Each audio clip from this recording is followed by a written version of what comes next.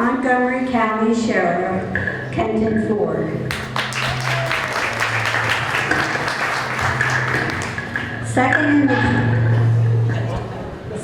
in the draw was Wesley Doolittle, representing his candidacy for Montgomery County Sheriff. And last but certainly not least, the third candidate for applying for his continued re-election, third term, is Henderson, Sheriff of Montgomery County. Okay, let's the forum begin.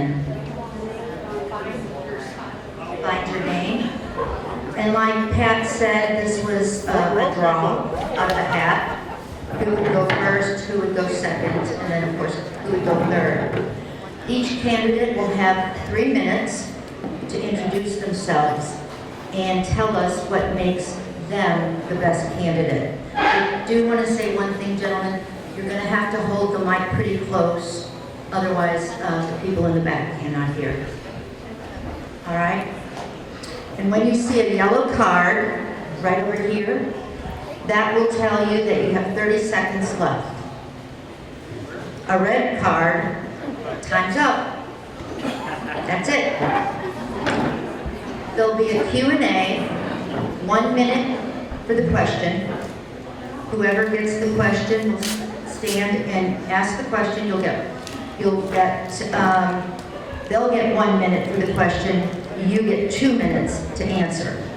And again, she's gonna let you know when you're 1 minute to ask the question. They do.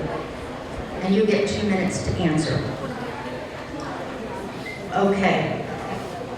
Then after that, there'll be a Q&A. And after the Q&A, if there's no more questions, it'll go to the board of directors here and they'll start asking questions. Okay? Yeah, 30 seconds. The board questions will only be 30 seconds. And I will be holding the mic. I'm going to turn this microphone on. But it was making. Okay. You are. We're going to have to do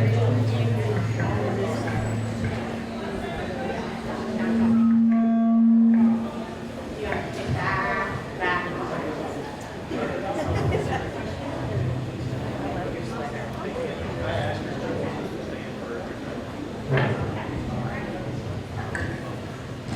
Hello, I'm Kenton Ford. I am running for sheriff, Montgomery County, March 2024. I patrolled out here for over, I don't know, a gazillion years. I came on to the sheriff's office in 1997, and I've been here patrolling and serving this county the entire time. I live here. I moved here in '96, and it's a privilege to be in this building with everyone. Thank you for allowing me to be here. I want to thank my forefathers for a guy like me that could run for sheriff. A lot of people died, and a lot of people did a lot of things. For someone like me to be able to stand up here and put my name in the hat. So it's an honor to serve. I served in the United States military. I served here my entire adulthood. I lived in the same house. I'm married to the same beautiful woman since high school.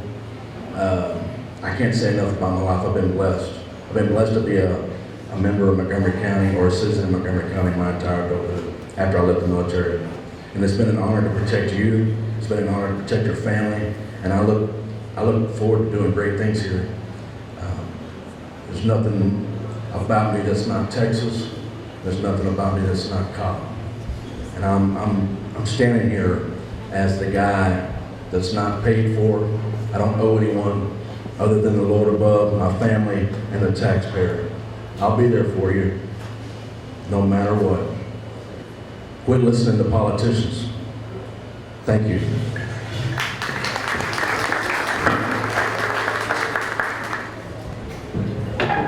Hello everybody, my name is Wesley Doolittle. How are y'all this evening? First off, I want to tell y'all that I'm a Christian, I'm a conservative, and I'm a family man. My wife Sherry is here with me tonight. I thank her for that, for always being by my side. Thank you, Sherry. I also want to thank the Woodforest Republican Club for allowing us to have this forum here tonight. Thank y'all for putting this together for us and allowing us to talk. I think it's important that everybody here gets to hear from the candidates and make a decision on their own of who they choose to be their sheriff. I'll tell you all the reason I'm running is that this community has demanded change in the Montgomery County Sheriff's Office, and I am the most qualified man for the job. I have a bachelor's degree in criminal justice administration, and I have a master's degree in criminal justice leadership and management. I spent the last 23 years as a policeman. I went to the Texas Department of Public Safety, all service recruit school, graduated. I was a Texas Highway Patrolman for 5 years. After that, I was a narcotics sergeant. I worked on the Texas-Mexico border, worked in international drug trafficking, organized crime, and just about every type of case you can imagine on our borders. I then challenged myself, and I promoted again to be a Texas Ranger, where I served for 13 years in arguably the most elite law enforcement organization in the world. I'll tell you that I've worked all kinds of crimes: violent crimes, officer-involved shootings, deaths, violations of civil rights, public corruption, things like that that affect our communities. I am also a master peace officer, and I thank y'all for the opportunity to be here tonight. I want y'all to know also that I didn't just pop up here either. I lived here for around 42 years. My family's been in East Montgomery County since the early 1800s. So I'm proud of that. I'm proud to know the people that live here. I live here in Montgomery, and I know the culture, the values, and the problems that we're facing in our community. And I have the experience to address them and to lead this sheriff's department into the future to combat the violent crime that's affecting you people here today. My name is Wesley Doolittle, and I am asking for your vote and your support. I'm asking your family's vote and support. Please go to my website, go to my Facebook page, and check me out and learn a little bit more about me. Thank y'all very much.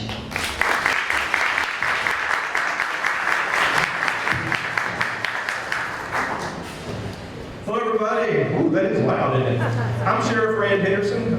Thank you so much for coming out tonight. Thank you to Harvest Market for hosting us, and especially thank you to the Woodforest area Republicans for hosting us. I think we've got about 14 of these forums, so if you didn't get enough tonight, you're going to have lots more opportunities in the next month and a half or so. Get a little feedback. So I don't think that's it. Maybe you need to, this is your talk because I'm listening to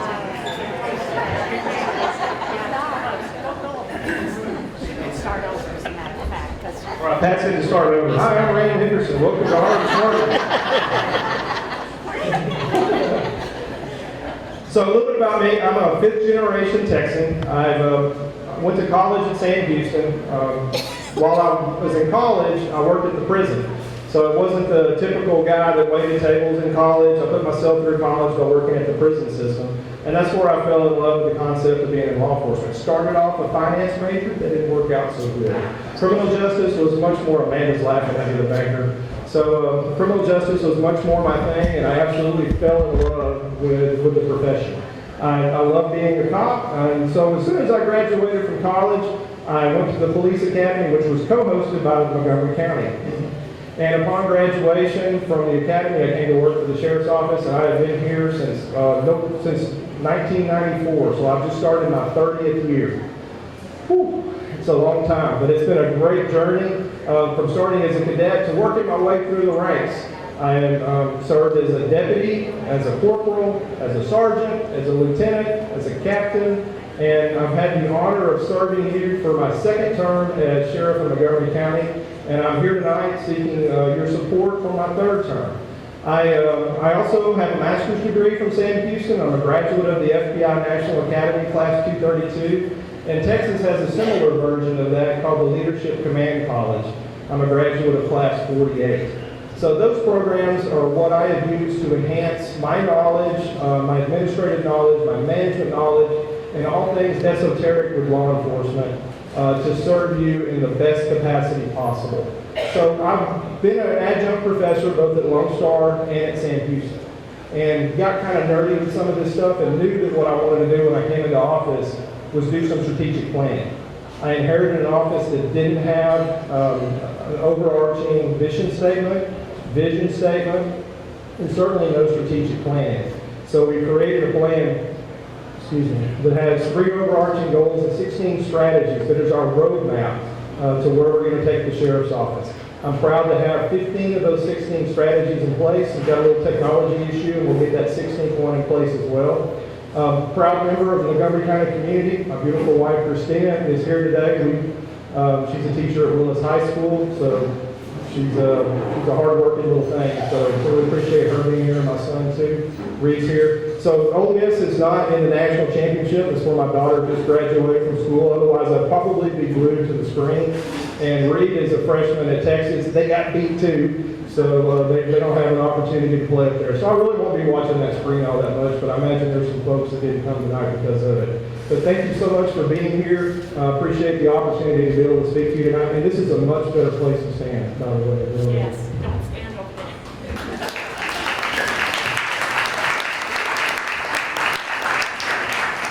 Okay, we are now going to open it up to the floor, and we will take any questions. Just raise your hand. Pat will come over with the microphone, and you can ask your question. Oh, come on now. And tell us who your question is for, please. Yes, my name is Jerry Orloff, and my question is really for everybody up there, because, play better? My question is a little bit for everybody, because a lot of people, especially myself, really don't know what the job description is of the sheriff, what the functions actually are. Can you all answer that question? Thank you. You're gonna hold it? So I can pull it. I'm disciplined. Anyway, to tell you, it's the sheriff's job, the number 1 job is to hold the jail and take care of the courts. After that, we were patrol, and there's all kinds of different specialized units after that. The number 1 job is the courts and the jail. So that's about all I have to say about that. That's our job. Thank you. Mr. Doolittle?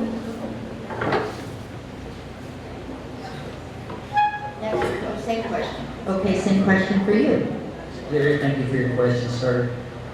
The sheriff covers about 82% of this county, and they are responsible for the jail. They have about 1,253 beds in the jail that they have to maintain the security and keep people there until their cases are disposed or they're let out for some other reason or sent to prison.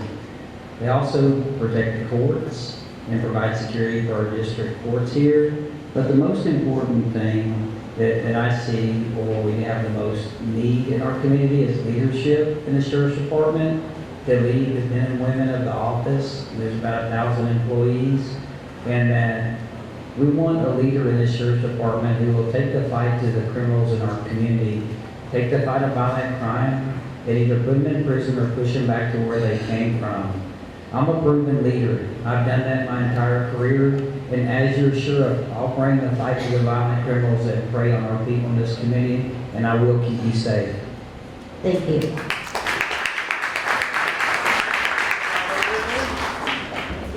Can we try it again? Well, the job of the sheriff is, there's only one sheriff. There's one sheriff in every county, so there's 254 sheriffs across the state of Texas. The sheriff's job is leadership, management, budget. So that's why the strategic planning is so important. That's why my management experience is so important. I manage a budget of $113 million. I have to go ask the Commissioner's Court every year. I instituted zero-based budgeting because your tax dollars are that important to me. So instead of the good old government way of line item budgeting where we just continue to add and add and add and spend what we can just because we got it, we changed that. So we do zero-based, so we start from scratch every single year and build the budget up from there, asking for what we absolutely need, not what we want. The same thing with personnel. We've done workload analysis for how many patrol deputies we need. These are things that we ask for through the budget process, and we have to convince the Commissioners Court to give us our fair share of the budget. And we have been blessed. We've got 42 new positions this year because we have been doing strategic planning, analysis, and budgeting, and that's the job of the sheriff. The sheriff isn't out riding patrol. Sure, he could, but that doesn't serve the community. My job is as the leader of the law enforcement agency that has 1,030 employees. It's a very large machine. The 7th largest sheriff's office of those 254 in the state of Texas, and I'm proud to lead this agency that I have worked for starting my 30th year, and it's been a blessing and an honor. Thank you so much for the question. Thank you. Do we have another question?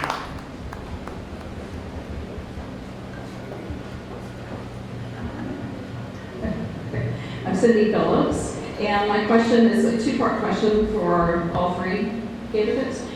First one would be, would you consider yourselves a constitutional sheriff?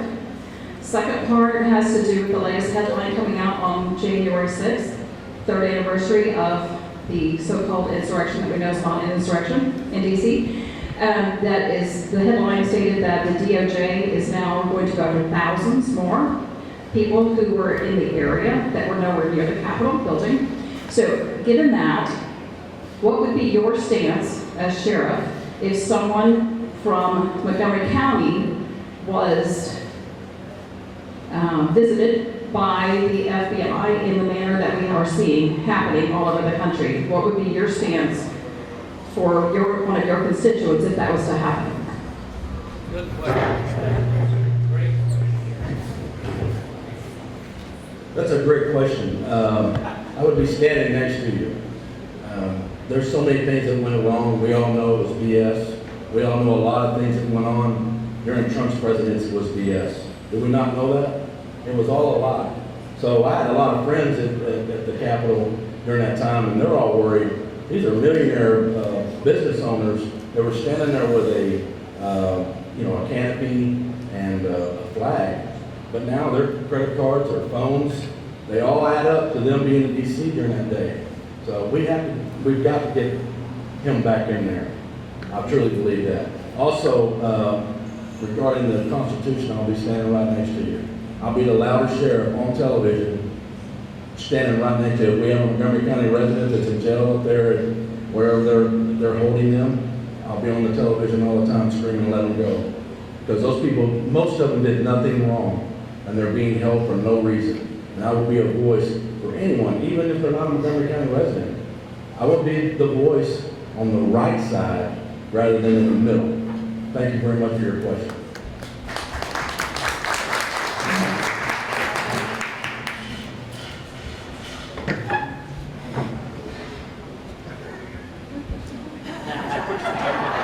I'm in trouble again.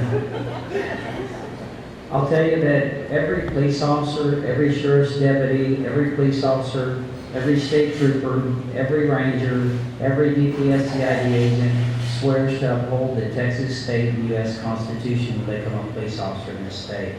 I've done that twice in my career. I did that when I became a highway patrolman, and I did that when I swore as a captain of the Precinct 1 Constable's office. I absolutely support the rule of law, and I support safe communities. And I'll do everything in my power to protect those who are innocent and do everything in my power to arrest those who are doing harm to our community. Thank you.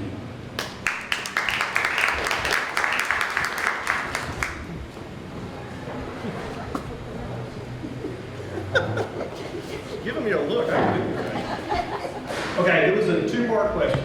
So the first part of the question was, are you a constitutional sheriff? The answer is, I am. And I can easily say that because I have been through the vetting process of being a constitutional sheriff. The founder of the Constitutional Sheriff and Peace Officer Association is Sheriff Richard Mack. He's a retired sheriff out of Arizona, and he's become a good friend of mine. He wasn't at first. We didn't know each other, and went through this process when I first ran for office in 2015 and 2016. And he endorsed me then, he endorsed me for my second term, and he has endorsed me for my third term. So part one, yes, I am a constitutional sheriff. What does that mean? We put the Constitution first. Yes, we all swear an oath, we all swear an allegiance, but do we apply it? We all say a lot of things, but do we mean what we do, what we say we're going to do? And I say that I have proven that, both through the pandemic. So as I stood up for your individual liberties, stood up for your individual rights through a very difficult time, and talk about leadership decisions. I mean, we were getting intel that 300,000 of y'all were going to die from COVID. And so I had to balance the information that we were given. There was no secret sheriff info that was given. So I'm hearing the same thing that you're hearing on the news. So I stood up for your individual liberties. We kept businesses open. I am proud to say that my administration, for COVID lockdown rules and for COVID lockdown executive orders that came down, we made 0 arrests. Secondly, we wrote 0 tickets. I'm very proud of that. We talked to our deputies and explained to them just exactly what we were dealing with through this process. And I'm really proud to have stood for your individual liberties during a time when they were obviously being stripped away, and it hurt a lot of people. I'm done, sorry. Okay, next.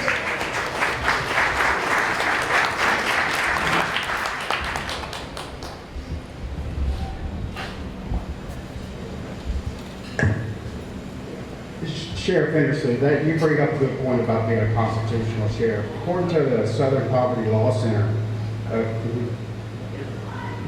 the constitutional sheriff believes in higher supremacy over the federal government.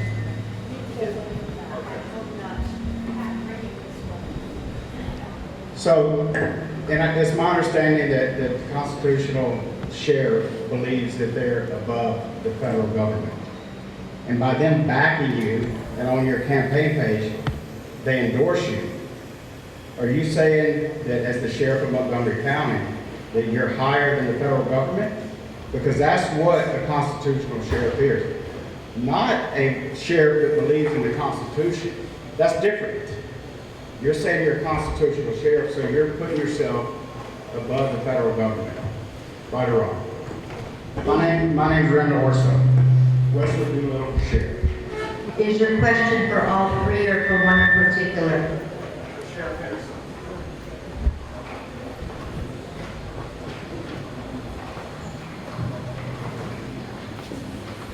Obviously, that was a very passionate question. The answer is that I work with the federal government. I don't work for the federal government. Thank you.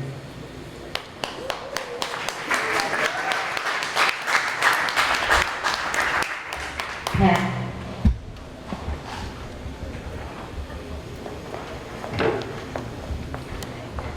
I gotta make sure we're out of range. Out of range? What? Okay. Quick question. So for all of you guys, I would love, with the new park coming in town, right up the street, we're just curious on how y'all expect to patrol maybe security and all that's going on in there, because there's going to be a lot of athletic events and kids and students and parks and just a lot of open acreage as well. And just from a security and safety standpoint, how we all be able to patrol that area to keep, I guess, activities from going on there that maybe we don't want to go on there. So that's all. For all of y'all.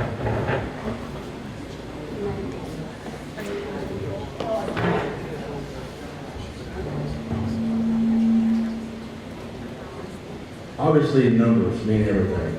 I believe once a month, maybe once every 2 months, we have a conversation in each area of the county, in this community. We have a conversation if we could do better. Numbers of patrol officers is everything. I know as a patrol officer, I would think like them. I would try to figure out where they're going to be that night. And we're all friends. We're family. We're law-abiding citizens, and we're for the blue law enforcement. We're family. We should be. So if you've got any type of information for us while they're building, after they build, I would be open ears. And we're going to be in your community.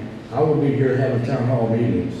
And if there's something that I need to work on as a sheriff, I'll certainly do that. That's what we're supposed to do. That's why we should come in here and talk to you every month and a half. I will promise you that I will do that. We'll have a conversation. I'll be at the barbecues. I promise you I'll be here. Thank you for your question.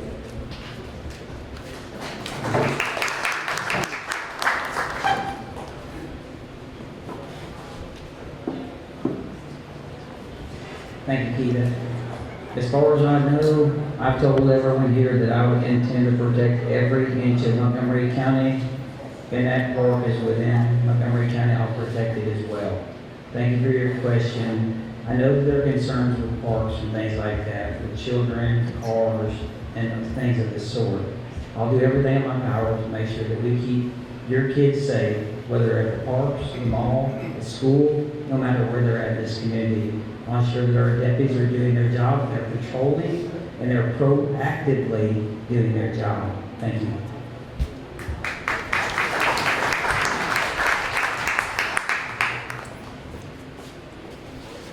Great question. So the way we address this is I mentioned the workload analysis that we do. So we brought new technology into the sheriff's office. It was something that we were working on with some new ideas that we wanted to be able to patrol more efficiently, to be able to do an analysis as to just how many personnel that we need.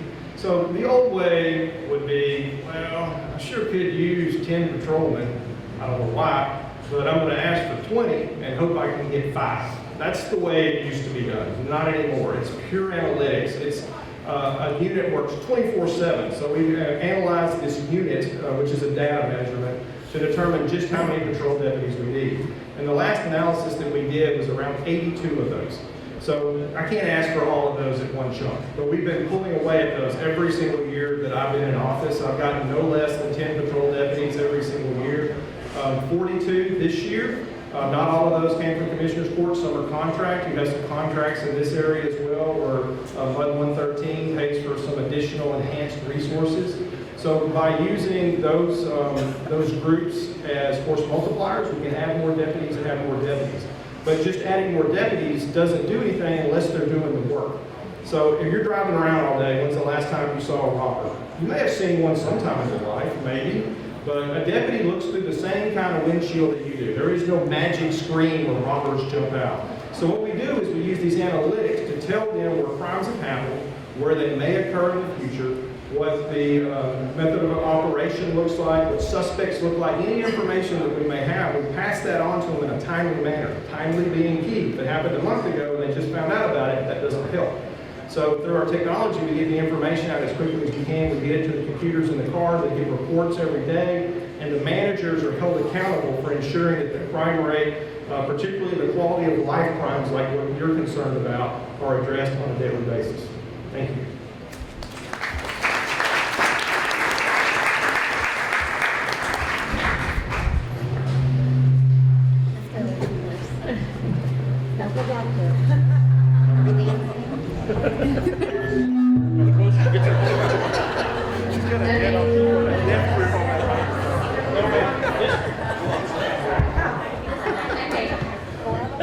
Okay, how do you feel about politics playing a role in our local judicial system, and how can you ensure that honest enforcement of the law will always supersede your own personal interests or political alliances?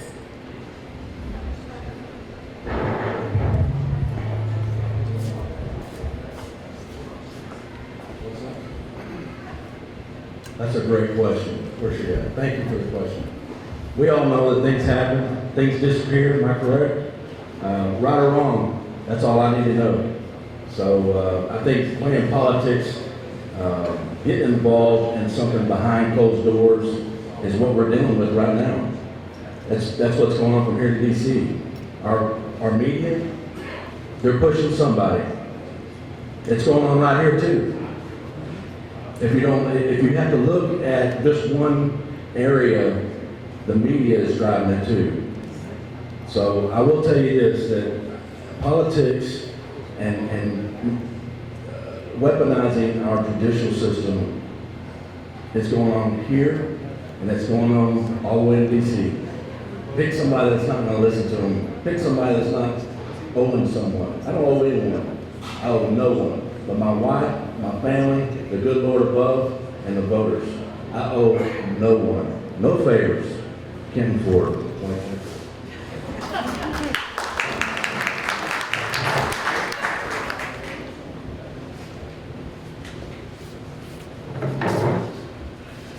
So we've seen cronyism destroy the very fabric of our society, where people do not have the courage to make the decisions to do the right thing.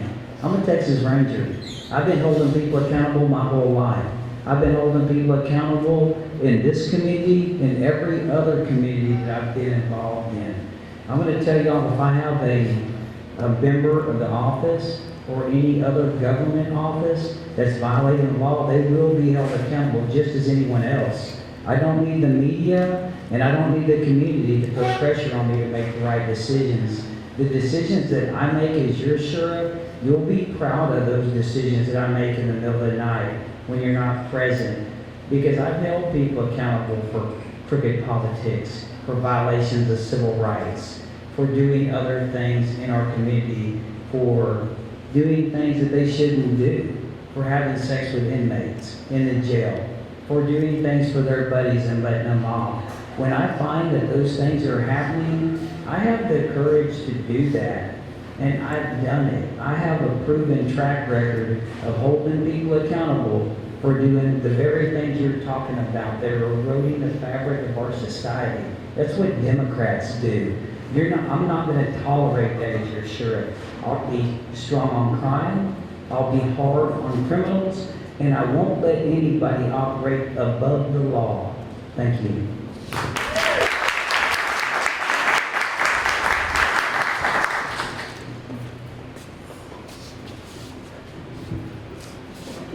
Need to answer? It's a long question, so I'm going to try to do it justice. I'll start by saying I hate criminals. I can't stand criminals. And one of the other things I hate almost as much as criminals is the good old boy network. I am so sick of the good old boy network. So I came into office as the guy that wasn't the good old boy. I battled against that for many years, and I'm proud to say that I run and I make my decisions and I do everything based on merit, and I make my decisions based on analytics, and I make my decisions based on consultation. I don't do them in a vacuum, and I'm really proud of the way that I approach things. So when I was talking about Commissioner's Court, when I go to Commissioner's Court and I ask for stuff, they don't argue, you didn't scratch my back enough before giving me stuff. They give me stuff and people because the analytics stand for themselves. There's nothing to argue there, so they don't argue. They're proud to support me because of that, the entire court. And that they support me has led to an increase in the agency, increase in the budget, an increase in safety for our community by doing just that. So the second part was the judiciary. We have a great judiciary in Montgomery County. Through the political process, we got a great judiciary. At one time when I was jail administrator, I was the boss of the jail in 2013 under the former sheriff. And we were so overcrowded that I had about 100 inmates sleeping on the floor. It was awful.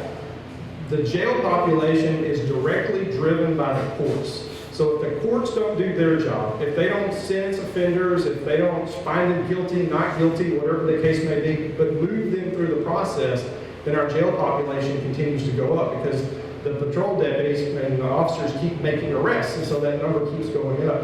But because of that judicial process, we kicked to the curb some bad judges and brought some judges in who ran on rocket dockets to move the process through to get our population down so we didn't have to build a new jail. Saved you millions of dollars.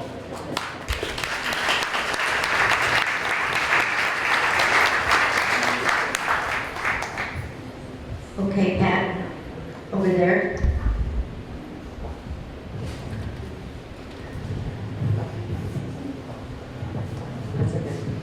Hi, I'm Tina Orba, and I wanted to let you know that, okay, this is what you've all said. The job of a sheriff is the jail and working with the government and the budget.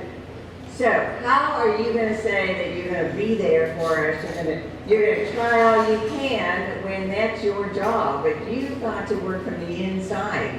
You've got to make sure everybody's doing their job. And I have seen Rand Henderson at Commissioner's Court, because I go to Commissioner's Court. And you've got to work with the government. You can't just say, I'm going to do it. How are you going to do it other than what you have seen done? How are you going to make it better?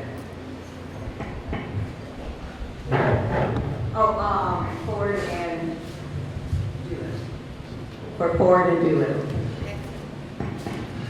Well, naturally, we're gonna work with commissioners to get whatever we need. We were talking about analytics and stuff like that. You can't do anything without boots on the ground. You can't get the job done without boots on the ground. So when you say, you're asking if we're gonna work with the government, yes, we're gonna have to work with the government, absolutely. It's all about how you present it. Obviously, one sheriff could be in a bind with commissioners. I've seen that in my career where they weren't giving him anything. You have to have a relationship with commissioners and everyone else in order to get that stuff done. Absolutely. Regarding what we're going back to, the analytics, those numbers can be messed with. You take one thing out of it and it changes the numbers. So I'm just letting you know, you have to humanize everything. If you dehumanize it, you're just a robot out there. Thank you for your question.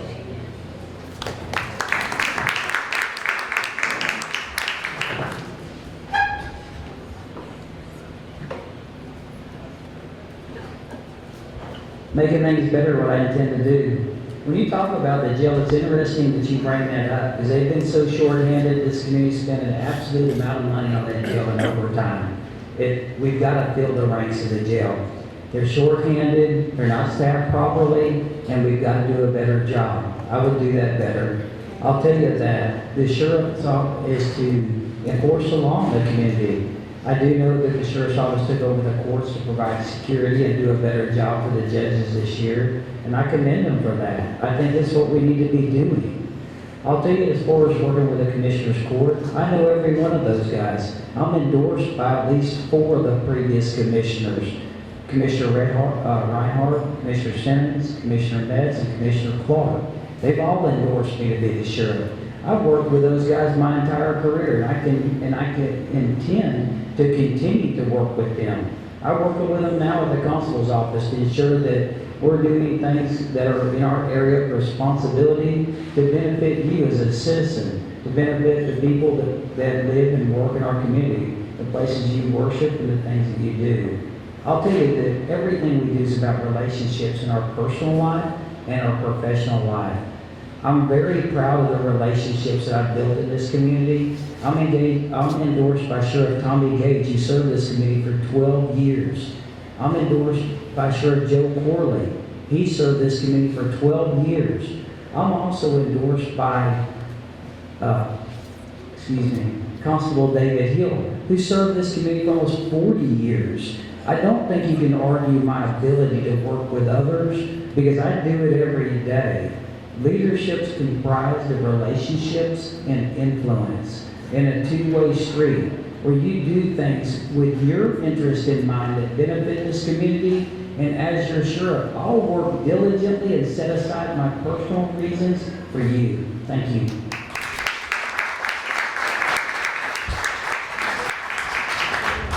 Any more questions? I think you should also get the mic on that question.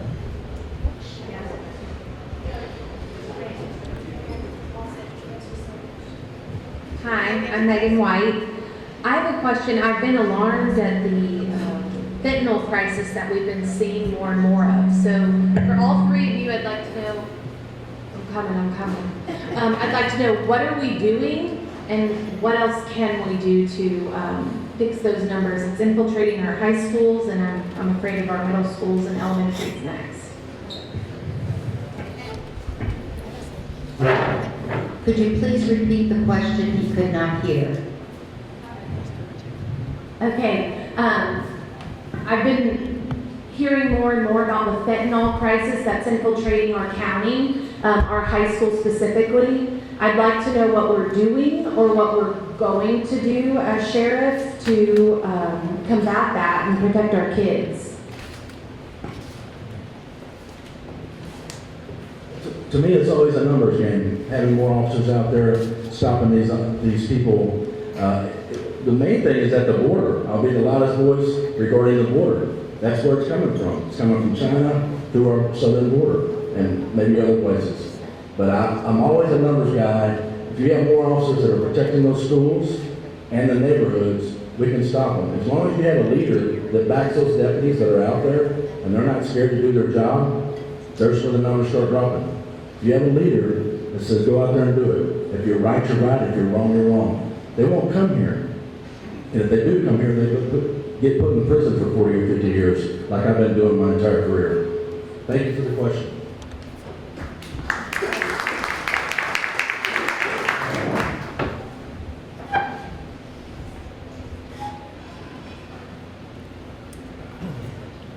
Thank you, Becky. I'll tell you, I'm the only candidate in this race that has worked narcotics. I was stationed on the Texas-Mexico border.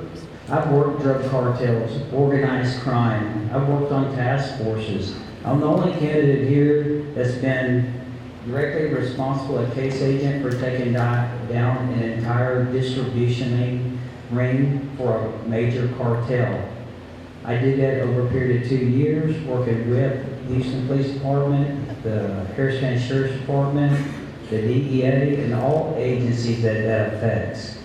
I'll tell you that our governor had a mandate for the One Pill Kills campaign, and we pushed that out all across our communities. My experience in narcotics and leading people in them types of investigations is invaluable to this community. Right after I went to work for Constable Cash, we were having a rash of THC pens in the schools. When I began to question what we were doing about it, they just said, we're arresting kids. And you can't arrest your way out of a problem. You have to do root cause analysis and find out where the bigger problem is. Who's distributing these things to our children and poisoning them and hurting them? Within a couple months of being there, I helped identify the 2 most prolific drug dealers in the school, employed DPS, and we set them up and we took them down. I got in a foot chase with those guys and I handcuffed the guy myself, leading my people through that problem. I can get behind a desk and do administrative things, but I know when people need inspiration, you have to get up from the desk and get out on the street and show them you know how to do the job. So they'll trust you. They'll follow you. A leader without followers is nobody. He's a guy walking by himself. I'm a leader, and that's what I'm going to do for you. I'll lead this community in that war on drugs, and I will help take out those criminals and put them in prison. I've done it.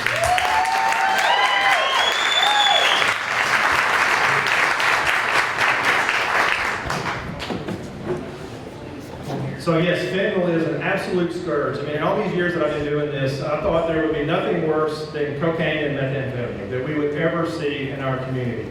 And then fentanyl was introduced. It's absolutely awful. They're right, it comes from the border. So number one, it's a border problem. The precursors come from China. It's manufactured into pills that dupe a lot of people. They don't think that they're taking fentanyl when they take it. That's not the case with all people. But if they take a fake Xanax pill that actually has fentanyl in it, who knows how much fentanyl is in there? It can easily lead to an overdose because guess what? There's no quality control in the illegal drug business. And number 2, drug dealers will lie to you.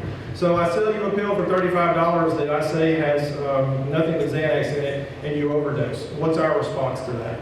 Well, we came together as leaders, District Attorney Brett Liggett and I, Representative Steve Toad, we came together and built a little coalition and determined how we were going to address the fentanyl crisis. And got with our investigators, the ones that are the true experts, the ones that are doing the work day in and day out. And as a leader, I listened to them. What's the issue? How can we do this?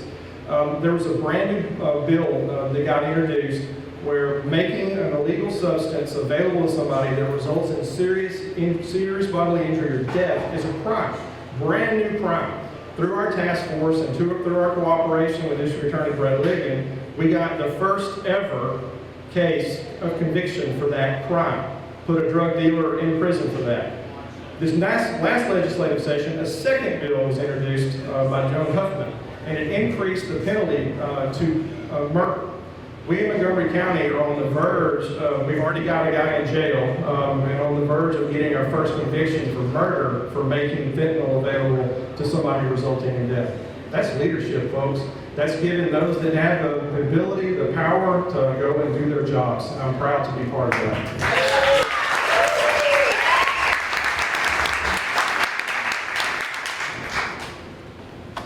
Any more questions? We've got one up here, Pat.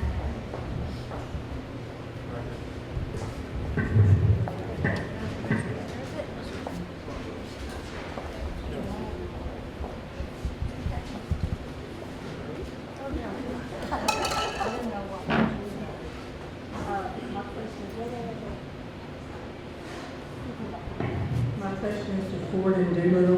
Why are you running for sheriff? What do you find wrong with the current administration? And perhaps Sheriff Henderson can respond to that.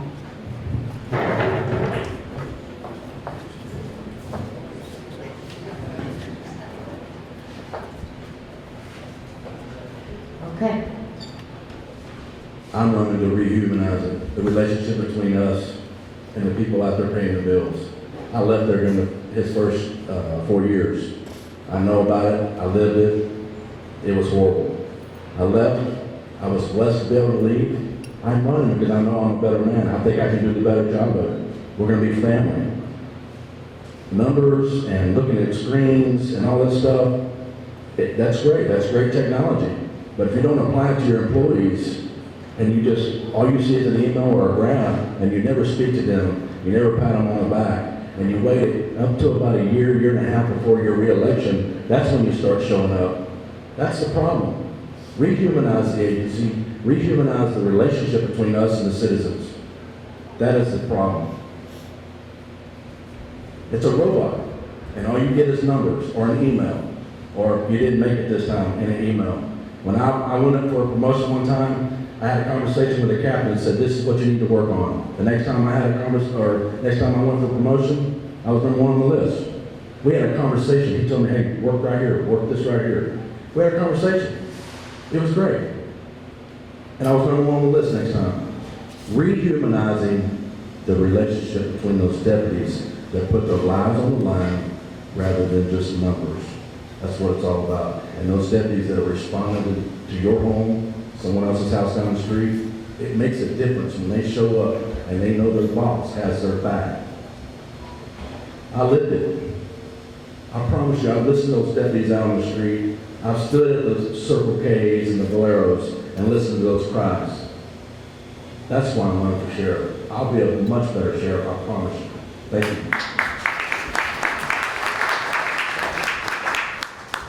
Next question, wasn't there somebody over here that, here we go, Pat. Wait. Oh, I'm sorry. Fire me.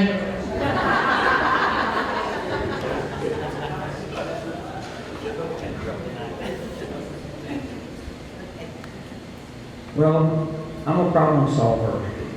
I have listened to this community, and there's an overwhelming call for change in the sheriff's department. New leadership. It starts at the top, folks. Any company in this world that's had a problem, you have to get a new leader to change it. I've talked to folks about the things that they're concerned about, and I started doing some research too. I've got a master's degree. I know how to research and find things and study. I like doing that. What I found is this crime's doubled in Montgomery County and under his leadership. That's a problem. When we're not solving crime and all we've got is a book to look at, to give you something, I've seen people sell some pretty good things with books and pretty pictures. But when it gets down to the nuts and bolts of it, the sheriff's job is to solve crime. I'm passionate about it. I'm supported by the majority of deputies that work at this agency because I've talked to them. I have relationships with them. I've worked in this community as a Texas Ranger. And I know that the issues affecting this community, I know that this community that we're standing in right now has an auto theft problem because I listen to you.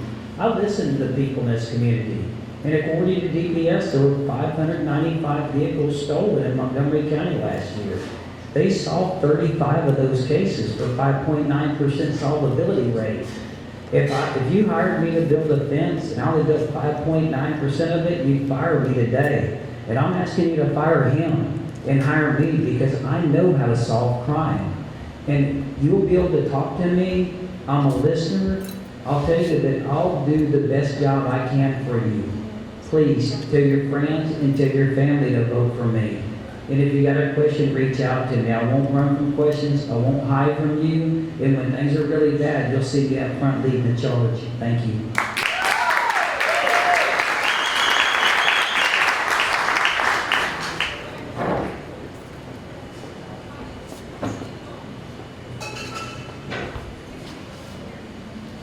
Well, I don't want you to fire me. You elected me once, you elected me twice, and I've been serving you for 30 years in this agency. I'm a proud member of this community. I lead by example. I lead through technology. I lead with my leaders. And I've got a great team that surrounds me. They provide great service to our employees, to our community. But the strategic plan, number one, is to reduce crime and the fear of crime. So we work on that every day. Number two is provide high-quality professional service. That's all about celebrating the employees. You know where I was sworn in when I started in 1994? In a closet by a secretary. That's how important it was to get sworn in back then. We've elevated the employees. I hear a lot of talk about patrol deputies. Our agency is 1,030 employees. It consists of a whole lot more than patrol deputies. Yes, they are the backbone of the agency without a doubt. But we have specialized investigators, canine units.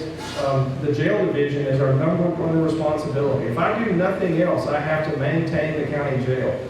As jail administrator, I saw how good those people working in the jail were and how overlooked and unappreciated they were. And I saw that amongst the dispatchers. I saw that in the clerical ranks. I saw how they were overlooked and not celebrated. We hold 2 promotion ceremonies a year. And those ceremonies include all people in the agency, not just patrol deputies, not just detectives, because they all matter. They all serve you. It's difficult to feed an army, and the army is patrol. Army is the jail, and everyone else supports them. And I want to support the entire agency, and reducing crime and the fear of crime and providing high-quality professional service are my 2 main goals. And I did get that from the book. Thank you.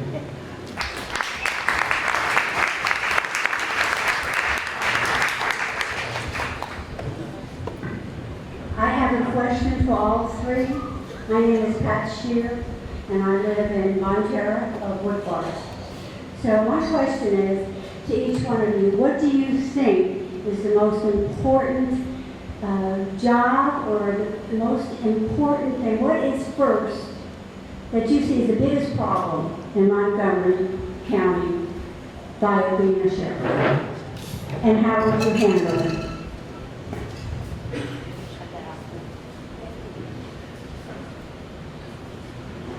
A lot of people say it's the massive number of people that are coming here, but I think it's leadership. We can handle anything with great leadership. That's the problem, is leadership. If the people that work for you know that you have their back, and the citizens know when they look up, you're here, you're there, you're not always in true loves, or you don't show up just a year and a half before the election. I lived it. I sit there and watch these deputies, they got burnt out.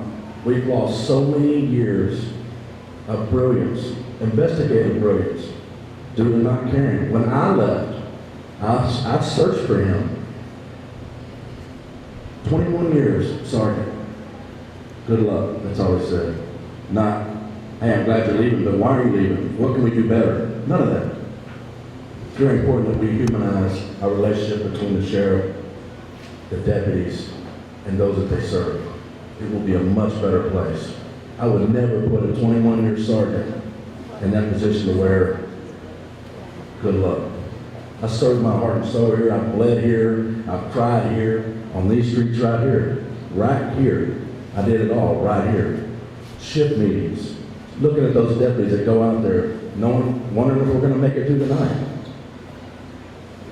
I don't know when the last time these two had a shift meeting at night shift, when we go out there and we bang heads with the worst of the worst.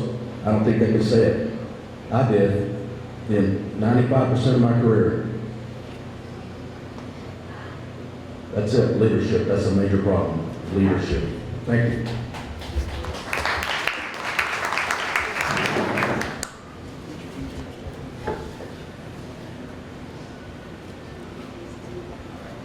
Thank you, Pat.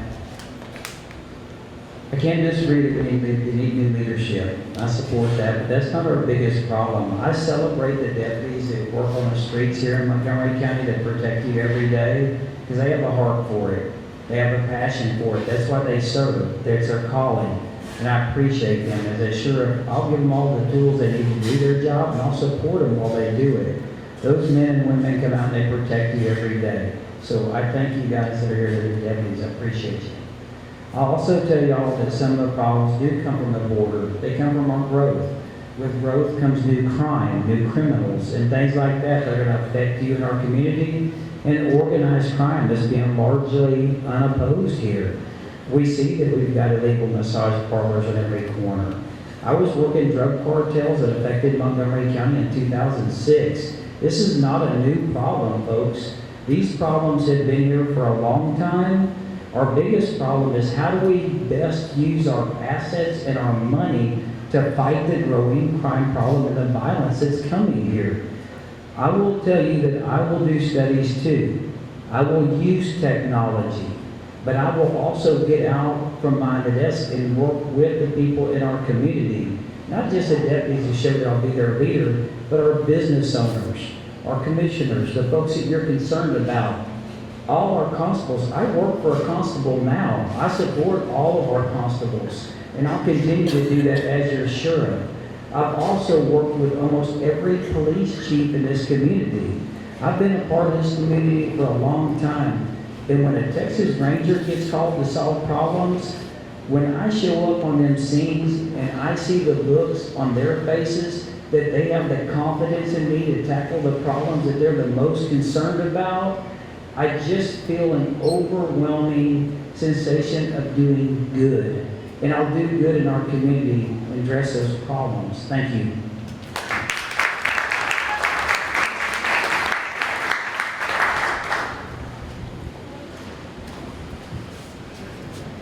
So, talked about the first two goals of the strategic plan. The third is keeping up with the future population growth. Absolutely huge. Just the infrastructure in the county is difficult. Getting from point A to point B, we drive the same roads that y'all do in patrol. So it takes us forever to get to some of these locations because of the infrastructure. A lot of that's the booming population growth. So yes, we brought technology in for that. We're trying to work smarter, not harder. And we've had a lot of success with it. I'm really proud of our CompStat program, where we work really hard to identify the crimes and reduce the crimes, particularly the quality of life crimes that affect you most. We also use innovation. I mentioned working those cases backwards on the fentanyl. That's really innovative stuff. We've added a drone team. All innovative things, ways that we can approach some of these crime scenes that's completely different, that keeps officers out of harm's way. In the jail, we've got great innovation and leadership there. We've introduced a veterans housing area where we take veterans and remind them that they were a pretty good person before they became who they are now when they're living in the jail. So we bring in some counseling, and our recidivism rate, which is our return to jail for these veterans, is very, very low at 3%. So that'll, to the point where some of the veterans actually come back and counsel the other inmates to try to make them better people as well. And I can't leave out the border. We added the border to our strategic plan because it is absolutely out of control. That's where our fentanyl crisis comes from. It's where a lot of our rises in crime are coming from. And it's definitely where human trafficking and human smuggling, which are just blights on our society, are coming from. We have to stop this porous border, and that takes leadership working with more than just my deputies. We've got to work across lines, work with other sheriffs. I work with the border sheriffs. I work with the governor on the fentanyl crisis. I've met with him several times about it, and I'm proud to lead you in this community and keep you safe on a daily basis.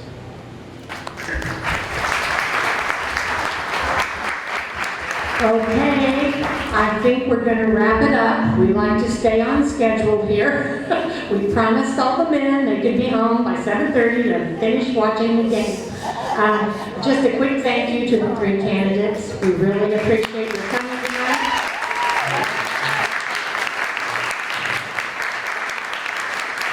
Okay, she tells me that each of you get 1 final minute for a last, I guess, plea.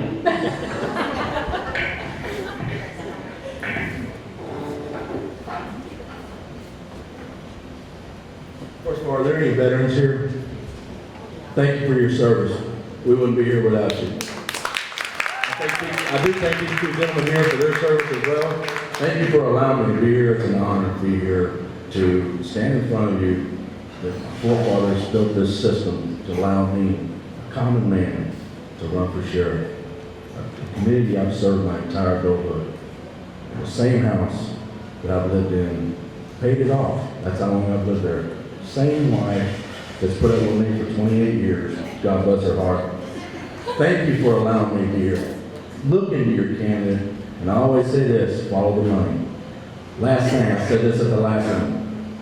At the end of each highway, 59 and 45, I'm going to put a billboard that says, last free exit, if I'm elected. It's going to have our troops stacked up on the billboard, telling you not to come here if you're going to commit a crime. Evil will fear us. Thank you.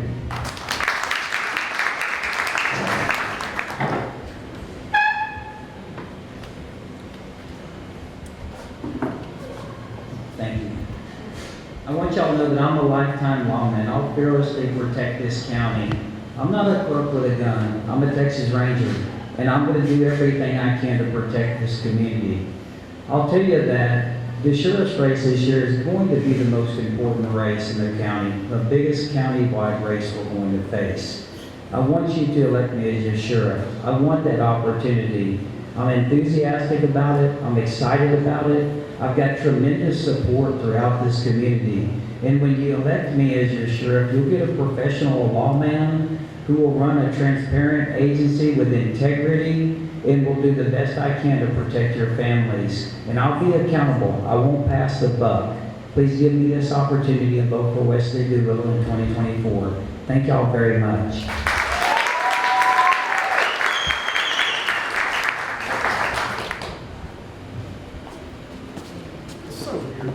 Thank you for coming out. Scores 14-3 if you're not paying attention. Really appreciate you being here tonight. To listen to us, you being involved in your community is the #1 step in fighting crime. So that you, good servants of our community, are here. I thank you so much for that. That's what this is going to do, is us working together to keep the crime rates down. My campaign information is over there. My son, my wife, and his, I was going to say my wife's girlfriend, my son's girlfriend, got some literature over there. Take a sign, take some literature, go to my website, randhenderson.org. You can see all of my endorsements there. They're pretty impressive. I am really proud of those. I work really hard on those every day to earn their respect and their trust. And come out to another one of the forums and you'll hear things differently. But I really appreciate you being here tonight. I would love to have earned your vote. If I haven't, come talk to me, call me, reach out to me. I'd love to discuss it. I'll take any question from anyone, anytime. Again, it's Rand Henderson, re-elected for my 3rd term as sheriff. Thank you.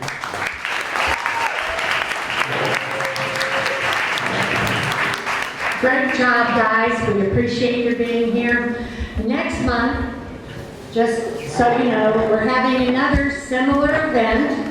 We're going to have the 2 people running for 99 precinct chair. We're going to have Brian Christ, who's the Republican chair for Montgomery County, with Gwendolyn Withrow. We're going to have Kent Chambers and Kenneth Seiler, the 9th Court of Appeals judges, running for their office. And tonight I talked the 2 precinct 2 constable people and to come and join us also. So we're going to have a big crowd again. It's so nice to be able to look at that ballot and you don't see just a square, you see a person. And that's what these kind of meetings are all about. So please come and join us February 12th. Thank you again. Be sure and pick up yard signs, pamphlets, whatever you want. You're allowed to have them in your yard. Right